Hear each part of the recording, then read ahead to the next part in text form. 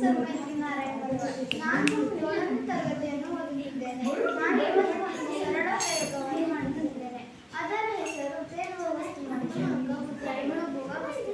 ಇದಕ್ಕೆ ಬೇಕಾದ ಸಾಮಗ್ರಿಗಳು: ಒಂದು ಬೀಕರ್, ಒಂದು ಎಲೆ, ಒಂದು ಶಾರ್ಪ್ನರ್, ಒಂದು ಕಲ್ಲು, ಒಂದು ನಾಣ್ಯ, ಒಂದು ಪೆನ್ನಿನ ಟಾಪ್, ಒಂದು ಸೀಮೆ ಸುಣ್ಣ ಮತ್ತು ನೀರು.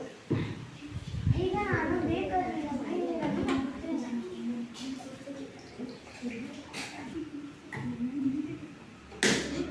ಈಗ ಸೀಮೆ ಸುಣ್ಣವನ್ನು ನೀರಿಗೆ ಹಾಕಿದ್ದೇನೆ. ಇದು ಈಗ ಎಲೆಯನ್ನು ಹಾಕುತ್ತೇನೆ.